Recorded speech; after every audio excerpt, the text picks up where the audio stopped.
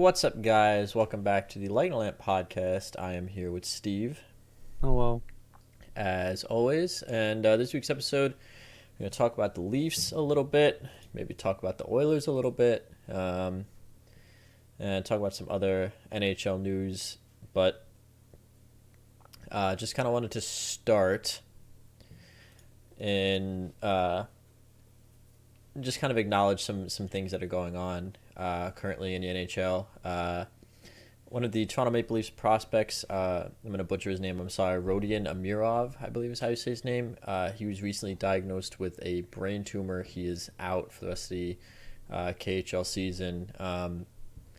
Just want to kind of send our thoughts and well wishes to him, because it's obviously a very, very scary situation. And, it's never easy to hear about somebody kind of being taken out of the game for something that doesn't have anything to do with the game. But even more importantly, it's never easy to hear about somebody who's kind of going through something on this level of severity. So, yeah, just kind of want to send our thoughts and well wishes to him and his family, and keep our fingers crossed that everything goes well for him in whatever medical path is required for him at this point. So hopefully we'll see him back on the ice at some point, but more importantly, we hope that his health is taken care of first. So just kind of wanted to acknowledge that. And another thing I wanted to kind of just touch on quickly, as of recording this, it's 2:24, about 6:30, roughly in about 4 hours from now, there's some NHL history that's meant to be broken. Zdeno Chara is set to play. Let me pull up his stats here. He's set to break the all-time games played record by a defenseman, I believe, or it might just be of all time. He's breaking Chris Chelios' record. Let's see if we pull up. I just want to check if it's all time or if it's just defenseman. I don't remember. Because Patrick Marleau, doesn't he have the games played record of all time, I think? Yeah, he does. So I believe it's defenseman then. Yeah, so he's set to break Chris Chelios' record for all-time games played by a defenseman with his 1,652nd National Hockey League game tonight. As of right now, he has 1,651, 207 career goals, 467 assists for 674 career points. Over the course of his career, he's a plus 297. And just kind of wanted to acknowledge that. Some NHL history being made tonight. When a record like this gets broken, it kind of makes you reflect on the man's career, right? Because obviously his career is not over. He has at least until the end of this season on a 1-year contract. See if he decides to retire after this season, but it just kind of makes you think about what kind of career he's had. And I'm curious for your opinion on this, because it was a while ago, I believe it was during either a summer episode or a COVID break when we did our top 10 of all time, and I actually put Zdeno Chara in my top 10 defensemen of all time. I'm curious what's your take. Obviously maybe not top 10 of all time in your opinion, or maybe he is, I don't know. But how do you feel about just Zdeno Chara throughout his career, his efficiency, his consistency? Just give your general thoughts on Big Z, as it were. I mean, I guess that's really it, right? He's the model of consistency. He never really missed time with injuries. He never seemed to miss games for any reason. I mean, breaking the all-time record for a defenseman. But, I mean, the longevity of his career, the consistency of his career, and I guess, I don't know, those two things specifically stick out to me as being the things that come to mind when I think of Zdeno Chara, right? He's been around forever, and he's not he hasn't fallen off the cliff yet. I mean, this year he kind of has, but up until this point, he's been pretty consistent. He's been sturdy. He's always been reliable. So, I mean, I don't know if he's top 10 all time. He's definitely a first ballot Hall of Famer. He's definitely worth having his number retired by the Boston Bruins as soon as he announces his retirement. he's worth all the accolades and all the, I guess, praise he gets throughout the league. The one thing I will say is he always gets really hyped up for being a tough guy, and I never really like understood that because like I mean, again, he's 6'9", so like he's only ever really gonna fight guys smaller than him, but like I never saw him pick fights with like big tough guys, you know, like he never. But for some reason, still has his reputation of being this big, bruising, tough guy. Like, but that's, I guess, neither here nor there. But What I will give Zdeno Chara in that regard is he has dropped the gloves several times this year, more than I've ever really seen him in any one season at 44. So I will give him credit for that. But I do agree that my perception of him as a tough guy, quote unquote, throughout his career has been that portion has certainly been overblown. I think. I don't think he's really as tough as people give him credit for. I But mean, like, yeah, I don't think he's tough in that regard. I think like he's tough in other ways. Like, I get like he doesn't miss games. He blocks a lot of shots. He's yeah, hard to get the puck from.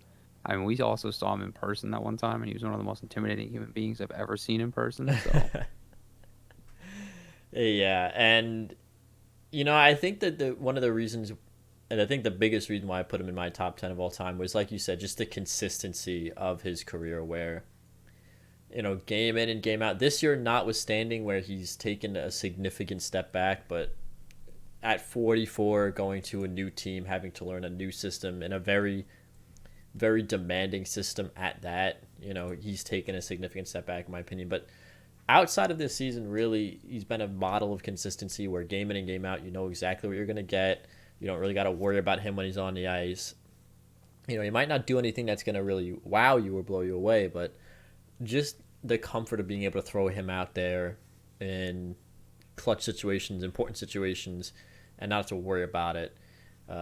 Because we've seen a lot of really, really good defensemen in the NHL who have had significant ups and significant downs.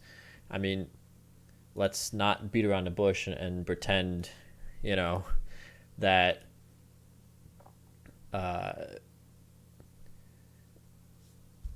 pretend that we have certain guys who are as consistent. Like, I hate to pick on him, but I think one of the really good examples, honestly, right now is a guy like PK Subban, right? Where he had significant portions of his career that were the highest of highs, right? Like his early games, his early season in Montreal, his first season in Nashville, and then you have significant lows, like his kind of the later parts of his career in Montreal, the second year in Nashville, and currently his seasons with the New Jersey Devils. Whereas you don't really see that with Chara. Just he's never going to reach that like super high peak, but for the most part, you can kind of just rely on him to do whatever he needs to do, and to make a name for himself among the pantheon of legendary defensemen that have come out of the Boston Bruins. Hello, names like Bobby Orr and Ray Bourque,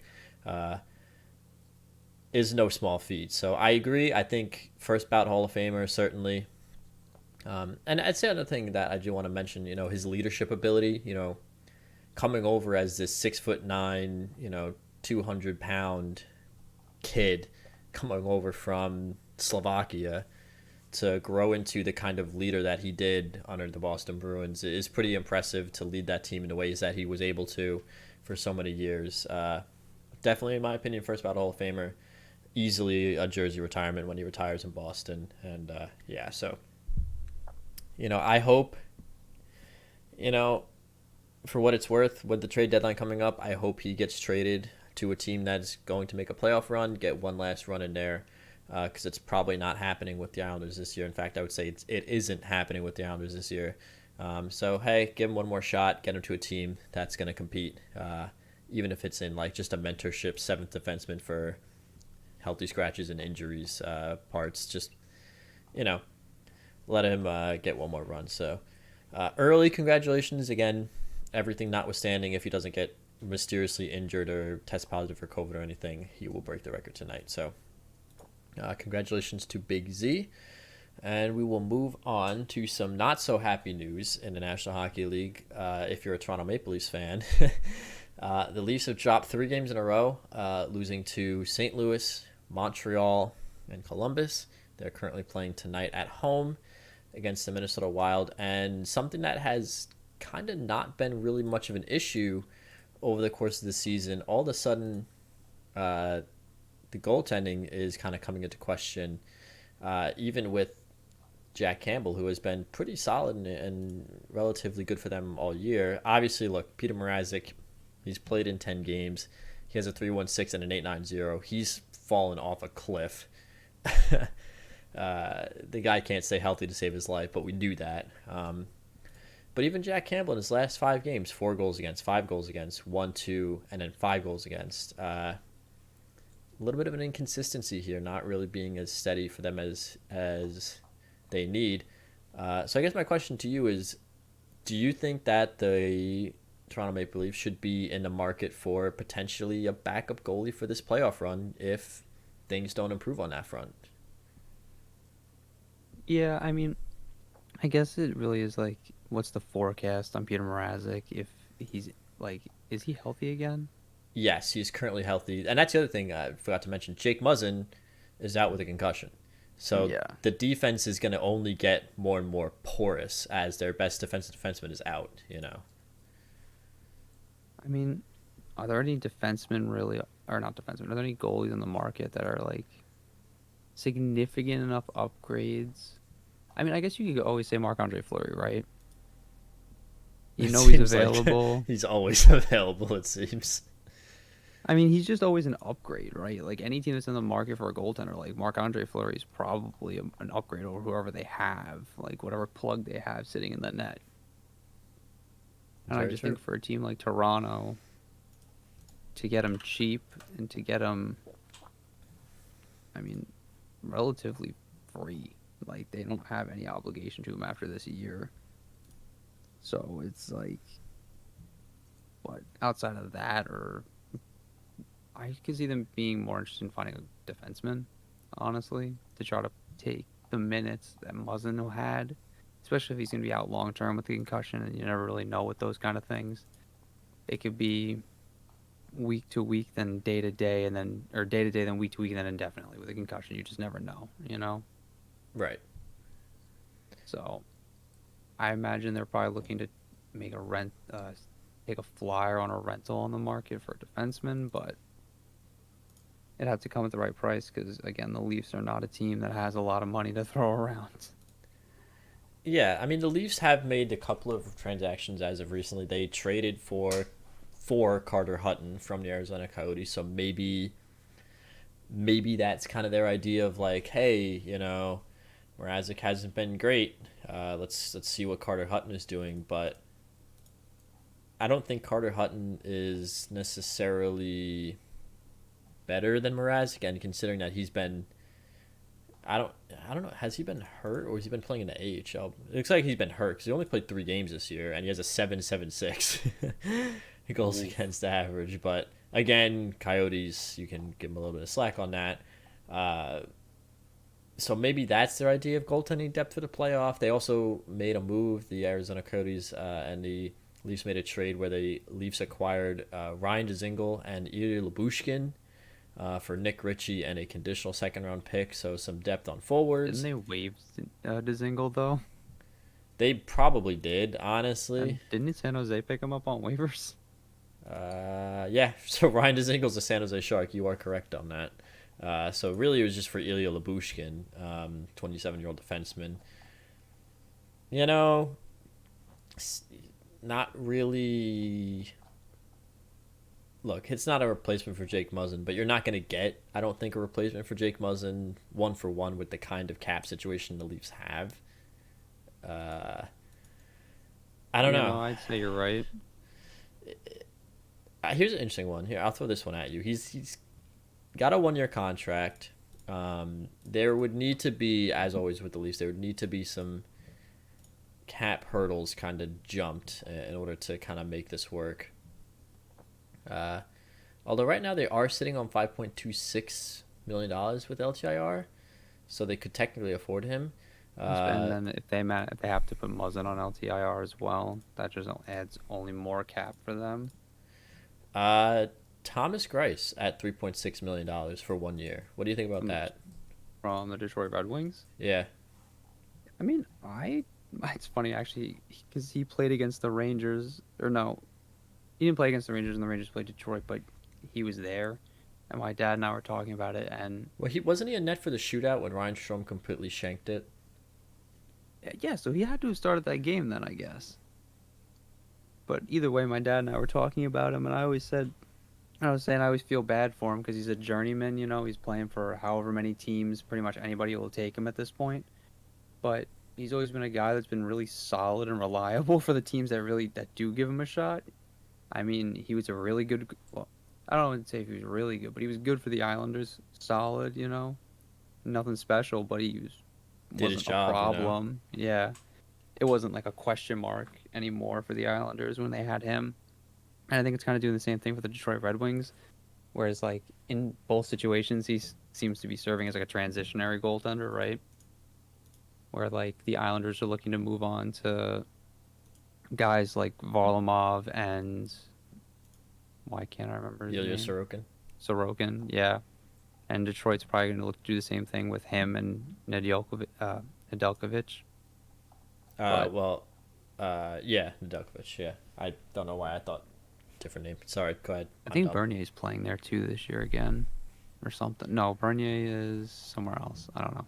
Anyway, but I don't think it'd be a bad option. I mean, like, I think he'd be an interesting call. I think teams should probably come calling about not Ilya, about Alexander Georgiev, but like that's more of an off-season trade probably.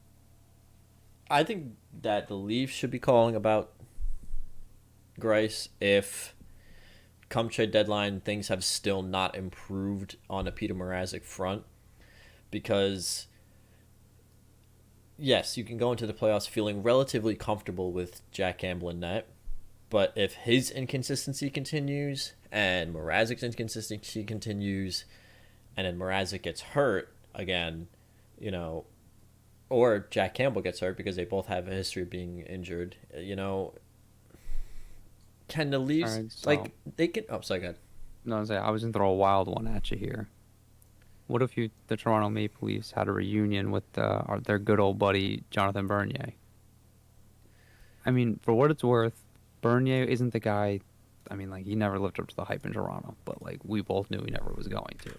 No. But for what it's worth, he's been solid wherever he's gone since then. He's played in a 1B situation for most of his career, and I feel like pairing him with a guy like Campbell wouldn't be terrible. You know, he's he's at least gonna win you 50% of the games you put him in, which for a backup goaltender is really all you can ask is them to go like 500, you know, Yeah. especially in such limited appearances. And if Campbell did go down with an injury, it's not like Bernier hasn't shown he can handle the workload before. Like he wasn't like yeah, he didn't do well with the workload with the Maple Leafs before, but this is a different team now. I imagine well, I'm not going to say I imagine they are better now than they were then. They were terrible when he was in net. So, I mean, what do you think about that one? I think if they can't get Thomas Grice first, I think that wouldn't be bad. Like Bernier, he's on the books for this year and next year at 4.125, so you have a little bit less of wiggle room, with Grice. If you don't like what he's doing, you could just let him go to free agency. A little bit more expensive. With the LTIR, the Leafs could still afford him. And the current prognosis is that Jake Muzzin may very well be out until the playoffs start, which wouldn't surprise me given that he had a concussion last year, didn't he? He got knocked out in I'm the playoffs, I think. I'm pretty sure. Yeah, I think Muzzin has a history of concussions. I think this is like his second or third one. So, or at least he had some kind of head injury last year. I do remember that. I will double check for us here. And so I wouldn't hate the move for. I think you go for Grice first because it's a little bit cheaper, only a 1 year contract. I think he's a little bit better of a goaltender in my opinion. If you can't get Thomas Grice, or the other team I was going to say that should be looking at Thomas Grice hard is the Edmonton Oilers. Please, for the love of God. I wouldn't hate trading for Jonathan Bernier from the New Jersey Devils. I don't think it would be bad. I don't So think. Oh, go ahead. I'd say just for what it's worth, that other concussion you're thinking of was this year. Okay, yeah. So, yeah, Concussions in one season, oof. right. So, would not surprise me if nothing else, they take his recovery very, very slowly. Yeah. Uh, Oh yeah, 100%. So I you mean, that know, gives them a little more wiggle room because his contract comes off the books. Then essentially, he goes on LTIR. and then you could just playoff start, and there is no cap, so bring him Yeah, back. But exactly. at least with this instance, we know for a fact that he's legitimately injured. Cough, cough, Nikita Kucherov. I mean, yeah, that hit was pretty scary. Like it was just super awkward, you know. Right, and it was just very unfortunate. He had no chance to brace himself. He was just kind of falling, and then his head got involved, and there's. Yeah. So I think that wouldn't be bad. Honestly, I think it's kind of funny. I think that for the two teams that might need a goalie the worst, either the Maple Leafs and the Oilers, uh, I think they should both gun for Thomas Greiss first. If you can't get Greiss, then whoever doesn't get Greiss should take a serious look at Jonathan Bernier. I think the Oilers might be a better fit for Bernier only because when you take a look at They're a the little more defensively sound than the Maple Leafs.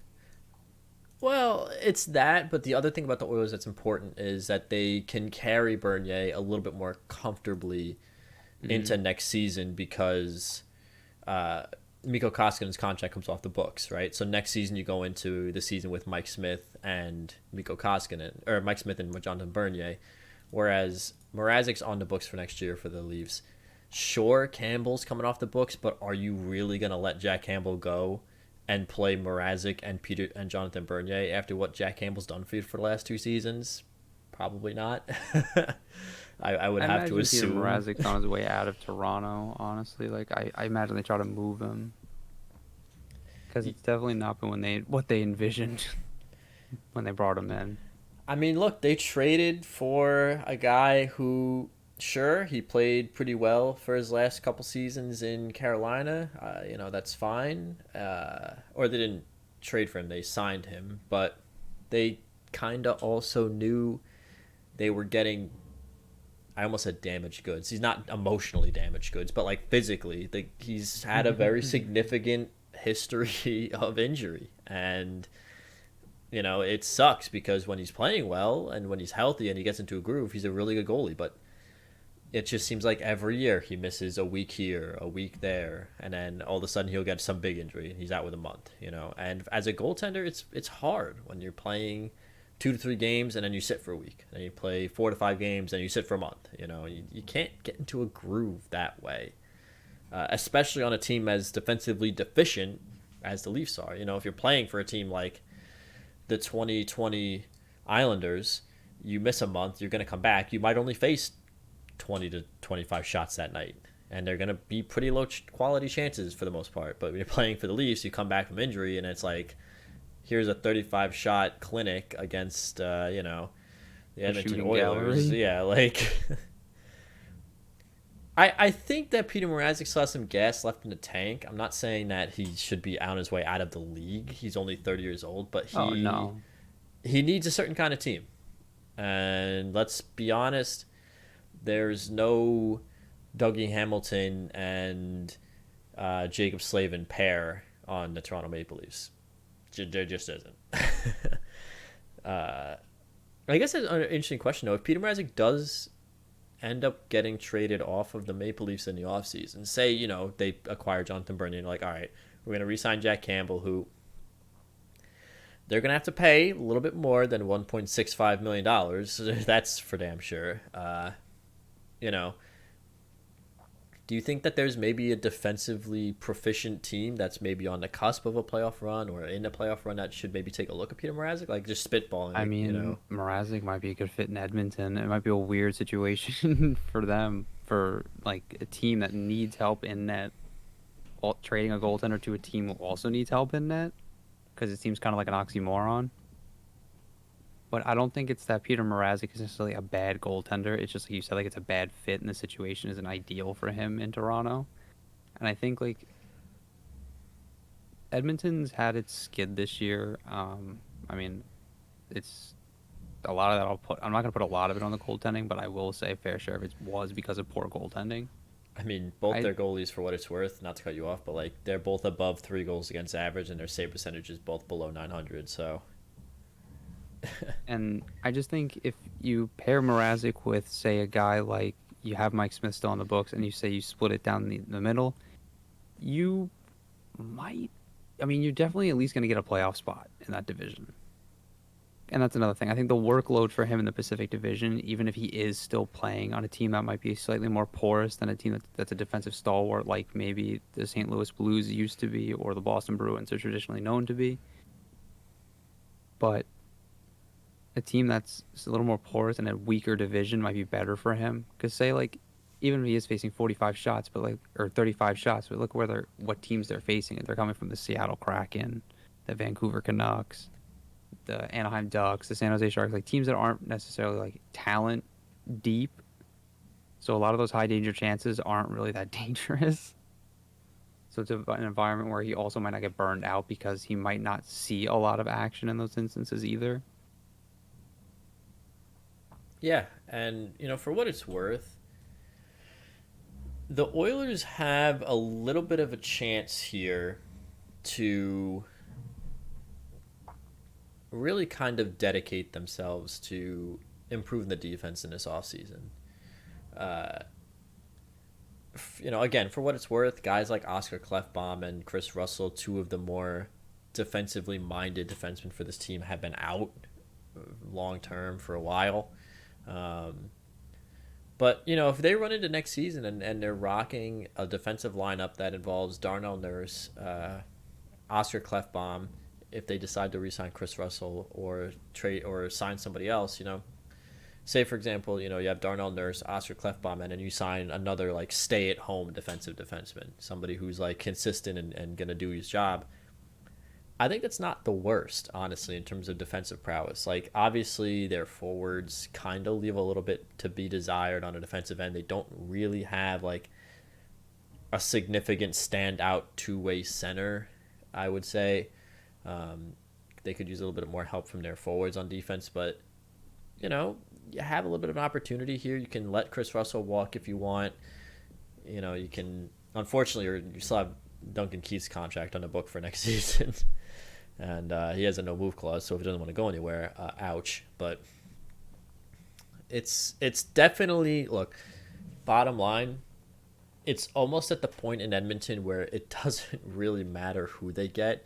It just has to be someone different. It kind of feels that way, doesn't it? Oh, I mean, certainly. I mean, they've been trying it for how many years with these two goaltenders already, and it hasn't worked. It's like, how many more times are you going to bring these guys back and say, oh, well, we could score 17 goals a game? It's like, great, Connor McDavid can score as many goals a game as he wants, but let's, check the standings real quick. And oops, for a while there, we were actually even out of the wild card spot. And even right now, the Edmonton Oilers sit in a wild card spot. And guess what? They're tied with that wild card spot with the Anaheim freaking Ducks. So, you're behind teams like the Los Angeles Kings, or they didn't even take advantage of the fact that, let's be honest here, for the beginning of the season, the Vegas Golden Knights were fairly inconsistent. They had a lot of injury problems. There wasn't a lot great going for them.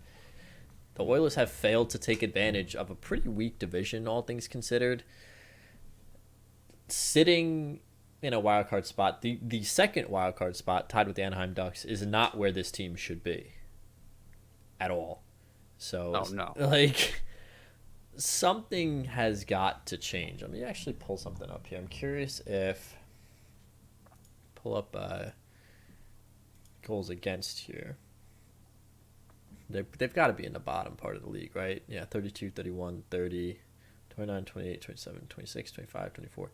They're the 23rd worst team when it comes to goals against. So, yeah, something's got to change. It's not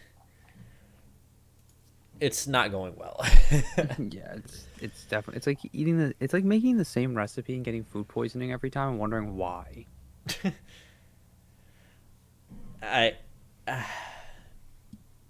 And what doesn't make any sense to me is it's not like they have some like schlup general manager. Like they have Ken Holland.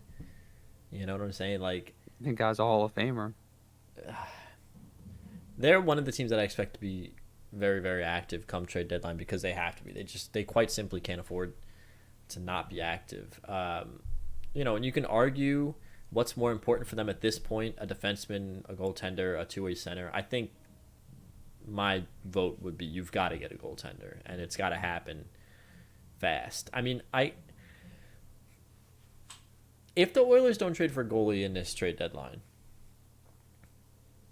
then I think they've got to go after Alexander Georgiev in the offseason, and anything short of a complete rework of the goaltending situation in the offseason that doesn't involve either Georgiev or a goalie of his caliber is a failure. I think you don't go into next season with anything less than a Georgiev, at least as one of your goaltenders. You know what I'm saying? I mean, you can't afford not to anymore. Time's ticking on Connor McDavid, like he's not getting any younger. I'm curious about your opinion on this because I've seen a lot of people on social media talking about why are people so desperate to see changes in Edmonton. Like, oh, Alex Ovechkin didn't win his first cup until he was 31 or whatever the case is. I guess my question would be, do you think that maybe even somebody, because like I've been banging that drum for a while, do you think that maybe it's a little bit of like we need to just kind of relax, or do you think that there's significant reason to kind of be pushing the Oilers to do something? Because I'll give you my opinion. It's completely perfectly reasonable to be pushing the Edmonton Oilers to do something, considering that Connor McDavid is in his his 7th season in the NHL, and he's been in the playoffs 3 times, and losing in the first round. They didn't even qualify during the bubble, and they lost in a sweep last year. I think it's personally reasonable to be pushing this, because when you have the best player in the NHL for 7 seasons, sure, I'm willing to give you like his first 3 or 4 seasons as a mulligan, right? You're still rebuilding. You just got the first pick. You're acquiring pieces. But the problem is, it's like you're not even consistently making the playoffs with him. Well, that's really it, right? Like, that's why I think there is something to be said for him there needing to be a change or like a push to do something, because the situation between Alex Ovechkin and Connor McDavid is comparing apples to oranges. Alex Ovechkin was on a highly competitive team that just couldn't get over the hump, right? They had a string of bad luck. They ran into the Pittsburgh Penguins I don't know how many times. They ran into the New York Rangers how many times. So there were a myriad of reasons of why that Washington Capitals team didn't get there until they did, right? But at the very least, you say that the GM was always looking to make that team better, and the team was always looking to compete. Edmonton isn't consistently getting better, and they aren't consistently looking to compete because I don't know how many general managers and head coaches they've had in the last 10 to 15 years alone, but it's got to be close to a dozen. And like that doesn't lead me to believe that there's a coherent vision still, because it still feels to me like Ken Holland's getting a feeling for this roster, which is what now going to be finishing his second season in Edmonton as a general manager. So I don't know. There's a lot of question marks.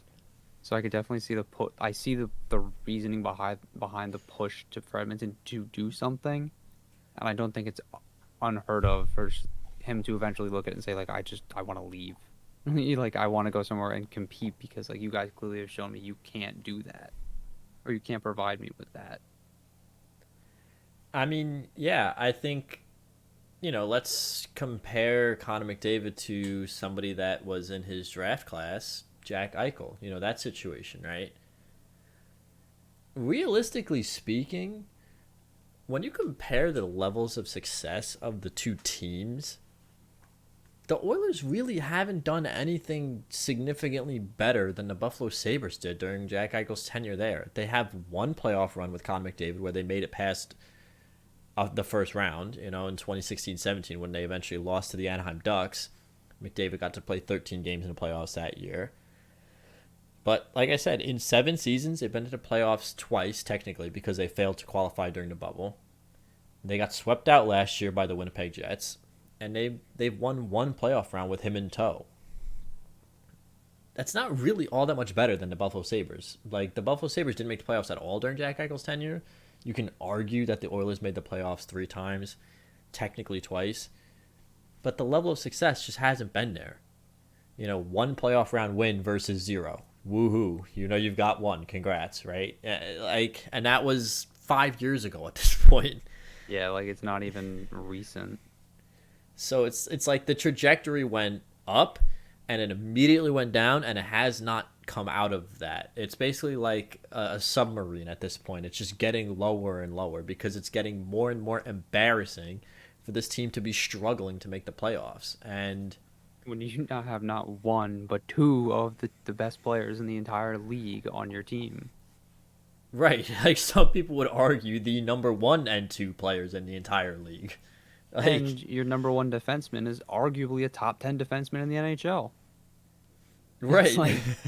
And you also have Ryan Nugent-Hopkins, who also might be one of the best number 2 centers in the NHL. Like, it's not like this team doesn't have the pieces to be competing. So, like, that's the frustrating part. You know what I mean? Like, and then they make moves like trading away Ethan Bear, which I still don't understand. Yeah. It's like, what? Like, did you not want to pay him? Like, I don't get it. He was one of the only, like, bright spots in that defense, realistically, that they have. I mean, it's not to say that the guys they have are bad. It's just, like, I think a lot of those guys probably didn't reach their ceiling, and it's evident with guys like Larson, who's now in Seattle, and things like that, and Clefbaum and Bouchard, because they've changed coaches so many times. So I just think it's been bad for everybody in Edmonton. Yeah, I agree. And it's just weird to me that people think it's crazy to be pushing for the Edmonton Oilers to do something. It's like it's not. It's not weird because it's not like this team is getting better every year. You know what I'm saying? It's not like, okay, we missed the playoffs, McDavid's first 3 seasons, then we made the playoffs and lost in round 1, or got swept. Then we made the playoffs and lost in a 7-game series in round 1. Then we made the playoffs and we got to round 2. There's not any improvement here. It's every year we're struggling to make the playoffs in a pretty bad division. Every year we get, or not even every year. Most years we're not even in the playoffs, technically. And the years that we're in the playoffs, we're doing things like losing to the Chicago Blackhawks on home ice in the bubble, or getting swept out in 4 games against the Winnipeg Jets, who were in a wild card spot. So when we do make the playoffs, we function as a doormat, essentially. Right. Please wipe your feet on us on the way into the tournament. So I think people that are questioning why people are concerned about this is because Connor McDavid is still very young, right? He's only 25. But even he, at some point, like obviously there's a very big personality difference between Connor McDavid and Jack Eichel. Jack Eichel seems to be a very strong-headed personality, kind of louder with his opinions. I also think the situation is a little different. I think like the surgery thing is really what put it over the top. You know what I mean? Oh yeah. Certainly. Connor McDavid is very much your typical hockey player. Yes, no, pucks in deep, score goals, team effort, etc., kind of answers kind of guy for the most part. But even he at some point has got to look at this team and be like, dude, what the hell am I doing here? Yeah. I mean, why is he going to go out there and put up 120 points every year to not even make the playoffs? Like, dude had 105 points in 56 games last year, goes into the playoffs, and gets punched in the face by the Winnipeg Jets, swept out. Like, I don't know. Times in oil country. I don't know that Connor McDavid is the kind of guy to publicly ask for a trade, but at some point he's got to talk to his agent, being like, "Look, dude, like, if 2-3 years from now we're having the same conversation, even if next year we're having the same conversation, it's like, dude, it's been 8 years and we've won one playoff round. We haven't made any improvements to the roster. Like, what are we doing?" Like, that Connor McDavid's the kind of player that could walk into Ken Holland's office, like, kick his door in and be like, I "What the want to hell are leave. we doing?" Like, do you need me to do your job, bro? Because we need a goalie. Like, can you see that? I can tell you right now, Smitty and whatever 6'4" freakish Swiss man Mikko Koskinen not getting it done. You know, Jesus. Yeah. So, Oilers, figure it out, please, for the love of God. For your own sake, honestly. It's a mess.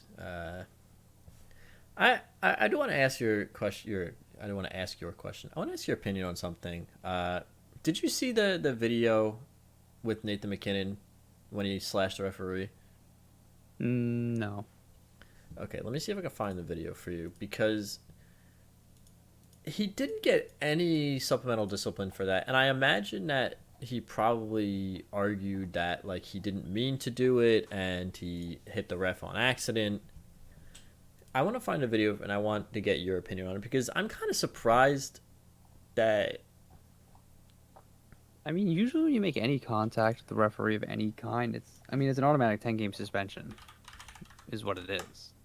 And I wonder if the NHL really just doesn't want to invoke the automatic 10 games on one of their best players. You know what I mean? Let's see. Especially if it's something that, like, really isn't all that significant. That being said, like, I still think he should have faced some kind of discipline. Like, you slashed at a referee. Like, that's not cool. Here it is. I'll send it to you. People are saying that he was trying to hit Nosek here, which was probably his argument. It looks a little suspicious to me. I'm not going to lie about it. Like, because Nosek is a little bit further away at that when he hits him. Like, Ooh. Yeah, he gave him a pretty good chop, though. he's probably argued that he was trying to go for Nosek, but Yeah, I still don't know. I mean, Nosek's kind of far, man. Like, yeah, that's when I think you kind of have to. You have to give him something. Like, he can't get away with something like that, dude. I mean, he did, obviously, but he shouldn't have. Do you think that there's superstar bias when it comes to Department of Player Safety? Oh, 100%. Dude, Nathan McKinnon, like, he killed Nolan Patrick, and did he even face supplemental discipline for that? Not that I'm aware of, no. He didn't even get penalized for it, I don't think. So, like, I mean, Sidney Crosby chopped the guy's finger off and didn't face any. I think he got 1 or 2 games for that. About Con McDavid with his elbows last year. We literally just sideswiped that guy and chicken winged him. Yeah, it was bad. He threw like 2 elbows in a matter of like a week. I mean, yeah. So, I mean, there's definitely superstar bias. I mean, there always has been, though, right? Like, Wayne Gretzky scored an overtime winner after splitting Doug Gilmour's face wide open. I mean, he fucking hit him like he was trying to hit a home run in Game 7 of the World Series. Like, I think I know your answer to this question. But do you think the NHL should be taking a player's status into account when making these decisions? in the real world, no, but in a business-related world, yeah, I understand why they do. I mean, Connor McDavid puts asses in seats. I mean, even a crappy team like the Arizona Coyotes, and I don't mean crappy as in like you're in a crappy organization. There's a whole other argument to be made for that, but that's not what I'm making here. I'm just saying like crappy and like your on-ice product is not good. People are still going to pay to see like fans in Arizona will still pay to see Connor McDavid whenever he comes to town, because like you want to see the best player in the league play, you know. So I could see why there's a factor in it, and I imagine there's probably more factors to it than that, more like economic factors, especially like in teams like smaller markets like Edmonton and Colorado. But when it boils down to it, when like you want to talk how it should work, no. Right? Like, it's very black and white. Like, if you break the rules to a level that the Department of Player Safety feels they need to intervene, your status, your stats, your contract, the name on your jersey shouldn't matter. It should just be that, like, you broke this rule and now you have to face the consequences of that action. But we don't live in that reality, you know, and we never have. Yeah, I mean, the only thing that should really be taken into account is obviously like your prior history, you know. Yeah, of course. Oh yeah. But Uh, like, the thing is, we live in a league where we live in a world where the league let a guy like Todd Bertuzzi come back and finish his career.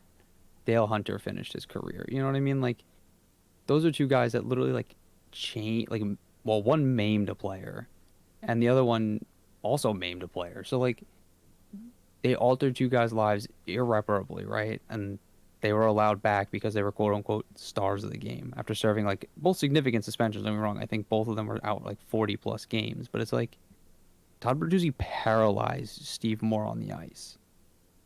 Like, Dale Hunter ruined Pierre Turgeon's career. Like, he was never the same after that hit. So at some point, like, I think you have to, we have to stop. You know what I mean? Like, I know I'm bringing up examples from like 20 and 30 years ago, but like, those are the only two egregious ones I can really think of where like a player who has like name recognition was involved, you know? yeah, Otherwise, there's been guys like Matt Cook who like deserved every 40 game suspension he ever got because I don't think that guy ever stepped on the ice and didn't think he was trying to hurt somebody. yeah. I mean, I don't know. I'm very, very, very surprised that Nate McKinnon, Didn't face anything, even like a fine at the very least. like you said, I think the issue is, you know, the automatic 10-game suspension is pretty hefty, right? Like that's a significant suspension. Uh, And like, does that really warrant 10 games? I would argue no. I think it might warrant one. You know, just a severe enough punishment to say like, yeah, we know you didn't mean to do it, but like, this is the rule. You can't break it, and like, we have to hold you accountable. You know. I understand Whereas why the like, 10 games is there because the NHL wants to set that precedent. Like, look, don't you touch the can't touch refs. these guys. Yeah. But I mean, like, you see it all the time. Like, if that rule is followed as tight as it is, like every time there's a fight broken up by a linesman or a referee, like there'd be 10 game suspensions getting thrown out. You know what I mean? Because these guys wrestle with the linesman, they'll wrestle with the referee in the pile. Like, so I mean, when was the last time we actually saw the 10 game suspension get handed out? Wasn't it when what was his name? The guy in Calgary just absolutely bulldozed the referee, and then tried to say he didn't see him. Oh, Weidman. Yeah, Dennis Wyman just absolutely like plowed through the referee and was like, "Oh, I didn't see him." Even on the clip, you see him look him like right in the eyes. Yeah, where he was just like, I'm just gonna obliterate that. I mean, Connor I'm just gonna McDavid. turn my brain off. I think Connor McDavid. He received a minor penalty for abuse of official last year, but I don't think he got like suspended for I it. think it was verbal abuse of a referee though. Yeah, Like he probably just called him like a really heinous swear word that we probably can't say on the air. so I'm just surprised. I think it should have been something, at least a fine. Yeah, at least the maximum like amount of like allowable fine or whatever that like bullshit is they throw around. Is there anything you wanted to talk about last minute before we kind of wrap it up here? I don't know if we talked about it last week, but Sidney Crosby scored his 500th career goal. So we just wanted to extend, well, I do, and I guess on the behalf of the show, want to extend our congratulations to Sidney Crosby on what continues to be a stellar career. Uh, say what you will about the guy. I mean, he's consistent. He has the longevity. He's got the hardware. Like, easily first ballot Hall of Famer, and it's nice to see that he finally reached the 500 goal club. He's definitely would have been there faster had injuries not slowed him down. But yeah, to just behalf of all of us here, we wanted to wish Sid congratulations, not wish, but say congratulations on scoring your 500th career goal, and you're probably gonna honestly reach the 600 club. So, keep on trucking, Sid. I would be significantly surprised if he's not unanimous when he gets in. There's really no Oh, reason to easily. not vote for him. Like, what's your argument against him? I mean, he's easily a top 10 player of all time, arguably a top 5 player of all time.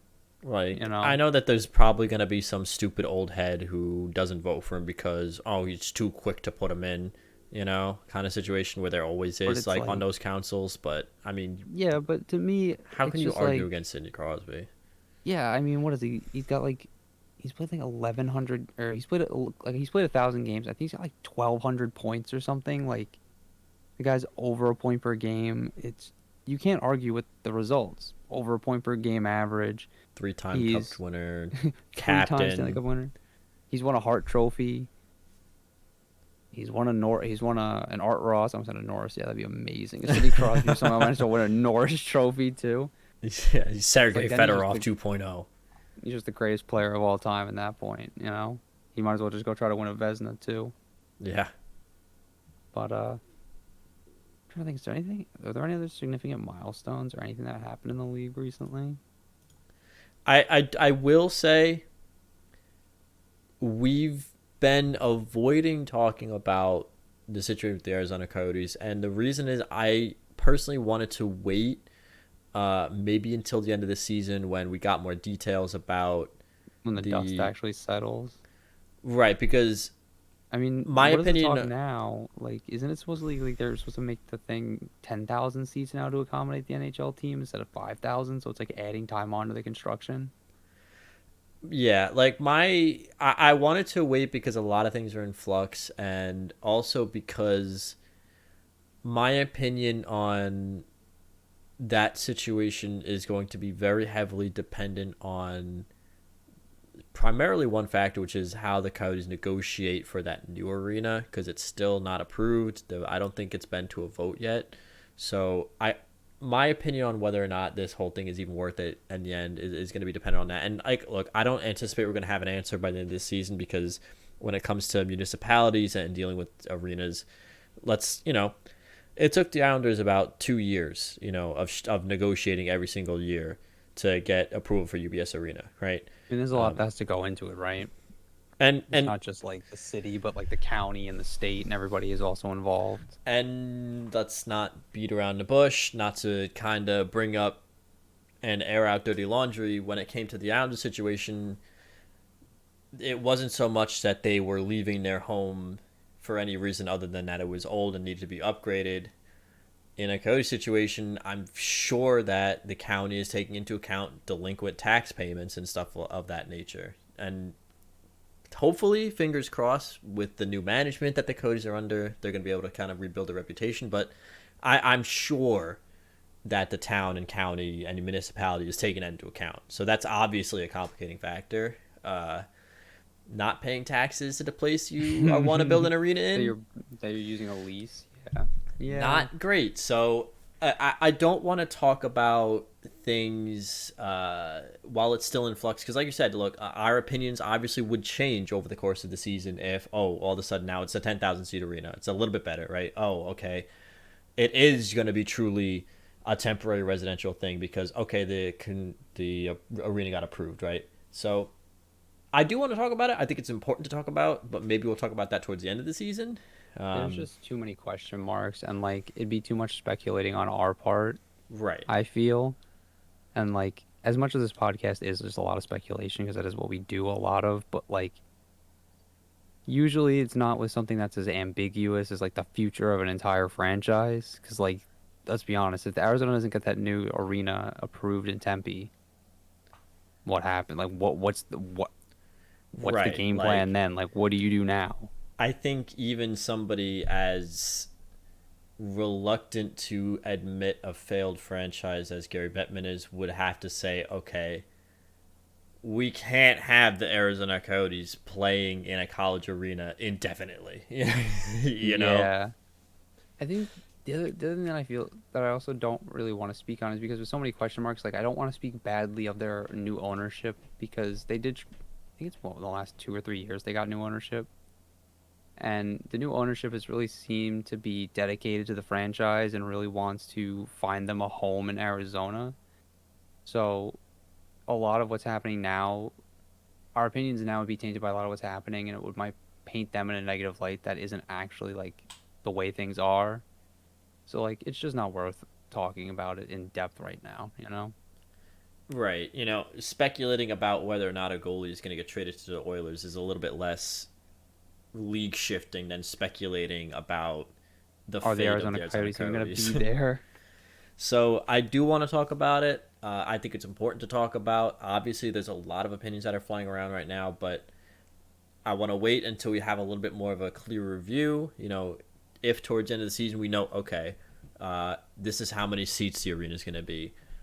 This is the official final terms of the lease, because Here's like the schedule for like the timeline when they're going to get into this new place, when the new arena is going to be starting to get built. Like, right, or whether or if the new arena is going to get built, right? yeah, We'll that's have a the little big bit thing. of, because I imagine at this point the Coyotes realize that the runway is running out, so I imagine they're going to Oh, try yeah. to ramp up their negotiations with the county and municipalities. So we'll probably have a better idea of how hot or cold that's going towards the end of the year. Um, so yeah, Coyotes fans, honestly, from the bottom of my heart, as much as I might talk crap about the Coyotes organization, force from someone who had to deal with relocation rumors for the Islanders for years and years and years. And those relocation rumors were never really as serious as this one is, because we always pretty much had a place to play, and we pretty much had an owner who, Charles Wang Was said it was dedicated to like, keeping them here. Yeah. I'm not going anywhere. I feel for you guys. I really do. And whenever I talk bad about the Coyotes as an organization, it's not an indictment on the fans. It's, even when I say things like the Coyotes are not a hockey market, it's not an indictment on the fans. It's just the reality of operating within the National Hockey League at this point. So I feel for you guys. Trust me, I'm not trying to pick on you guys, and we will address that situation towards the end of the season when more details are out. We're not going to try to gaslight people with half truths and muddy information at this point. So, yeah, that will be talked about, but we want to talk about it in a responsible manner, because I think that's important to do. Because, if people listen to this and then they say, oh, well, these guys said this and that, that's not what we want to do here, right? So we want to be responsible members of the hockey community. Yeah. Not like fan flames that don't need to be fanned. Right. So, We only point to the fire when there's smoke. right. And again, us talking about should this goalie go here or there is speculation, but it's not as critically important as, oh God, we've got to negotiate with Maricopa County. Like, We have to figure out how to get through bureaucratic red tape. so, uh, yeah. If that's, are you good with wrapping up at this point? Yeah. So yeah, next week, man, that trade deadline is inching closer and closer and closer. When is the NHL trade deadline? I believe Beginning of March, I think. March 21st. So March. Okay, end of March. I lied. a little bit of time. The week before the trade deadline, we'll probably be doing our speculation episode. So next week, beginning of March, we'll just see what news the NHL has to bring. You know, always always kind of our MO here. So we want to thank you guys for watching, listening, however you consume this kind of podcast, and we will see you guys again next time.